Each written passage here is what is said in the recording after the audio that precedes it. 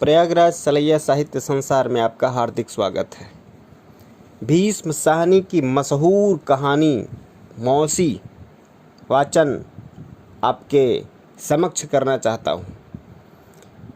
आज रिश्तों की दरकार कैसे बढ़ती चली जा रही है, समाज कितना परिवर्तित होता चला जा रहा है। इस बदलते हुए समाज में आदमी निस्वार्थ भाव से कैसे जीवन जी सकता है, कुछ इसी प्रकार के भावों से लबरेज है प्रस्तुत कहानी मौसी। तो आइए आपका पुनः स्वागत करते हैं मौसी कहानी के माध्यम से। उसे सब मौसी कहकर पुकारते थे, बच्चे भी और बड़ी उम्र के लोग भी। किसी के घर बच्चा बीमार होता तो सबसे पहले मौसी को ही बुलाते, किसी के घर शादी होती तो वहाँ भी सबसे पहले मौसी को ही बुलाते। दिन भर मोहल्ले में कभी एक के घर तो कभी दूसरे के घर मौसी बैठी नजर आती।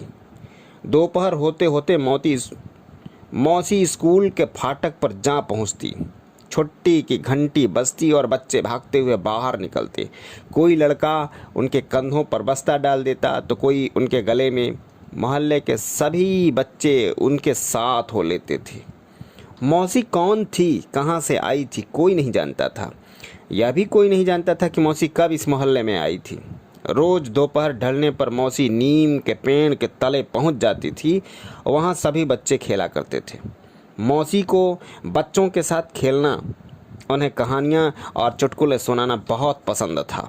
जब शाम हो जाती और बच्चे खेलकर थक जाते तो मौसी को घेर कर बैठ जाते और उससे कहानियां सुनते। मुझे आज जितनी कहानियां याद हैं, तोता तोती की कहानी, काठ के घोड़े की कहानी, सुंदरबाई की कहानी, वे सब मौसी के मुंह से ही सुनी थी। मौसी मैला सा दुपट्टा ओढ़े रहती थी। उनके हर कोने में कुछ बंधा रहता था। किसी कोने में थोड़े से चने, किसी में टिकिया, किसी में दाल फलियां। मौसी खोल खोल कर हम सबकी हथेली पर थोड़ा रख देती। कोई बच्चा उससे पूछता कि मौसी तुम कहाँ की रहने वाली हो, तो कहती कि तुम्हारे मोहल्ले की। यह पूछने पर कि तुम कौन हो, उसका जवाब होता तुम्हारी मौसी। कोई पूछता तुम्हारे बेटे बेटियां कहाँ हैं, तो वह उंगलियों से एक एक बच्चे को छू कर कहती यह मेरा बेटा, यह मेरी बेटी। एक दिन जब स्कूल की छुट्टी हुई, हम लोग बस्ते उठाकर बाहर निकले तो मौसी फाटक पर नहीं मिले। उस दिन बच्चों के लिए एक असहज दिन था। दोपहर को बच्चे खेलने के लिए निकले तो मौसी पेड़ के नीचे भी नहीं थी। सभी ने एक दूसरे से पूछा पर किसी को नहीं मालूम था कि मौसी गई कहाँ। कई दिन बीत गए पर मौसी का कुछ पता न चला। कोई कहता मौसी के न रहने से मोहल्ला बड़ा खाली खाली लगता है, पेड़ के नीचे सूना सूना रहता है। एक दिन हम मौसी की खोज में घूम रहे थे, तभी हमें एक मकान के अंदर से ऊंची ऊंची आवाज़ सुनाई दी। हमने ठेका तो नहीं ले रखा है मौसी, 20 दिन से तुम यहाँ पड़ी हो, अब तुम किसी दूसरे के घर चली जाओ। मौसी का नाम सुनकर हम ठिठक कर खड़े हो गए। बंद दरवाजे की दरार में से अंदर झांक कर देखा, आंगन में मौसी एक खाट पर लेटी थी। बाल उलझे हुए और चेहरा पीला व सूखा हुआ था। उसके पास ही खड़ी एक औरत उसे डांटे जा रही थी, तो अपने गांव चली जा। हमें बहुत गुस्सा आया। मैंने घर लौटकर माँ से कहा तो वह बोली बिज्जू की माँ कहाँ तक उसे अपने पास रख सकती है भला, मौसी उनके घर में काम तो करती नहीं। दूसरे दिन हमारा हॉकी मैच था। हम खेल कर लौट रहे थे, रास्ते में पुल पड़ता था। हम बातें करते आ रहे थे, एकाएक हमने मौसी को पुल पर बैठे देखा। पास में एक छोटी सी गठरी और लाठी रखी थी। मौसी को देखते ही हम सब उसे घेर कर खड़े हो गए।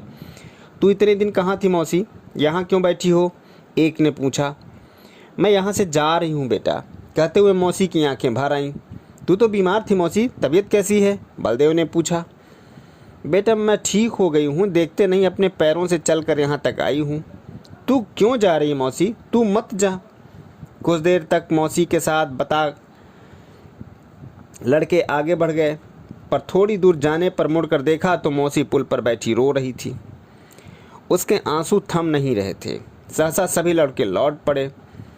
हम तुम्हें कहीं नहीं जाने देंगे मौसी, तू हमारे साथ वापस मोहल्ले में चल, सबने एक स्वर में कहा। 2-3 लड़के भागकर सड़क पार गए।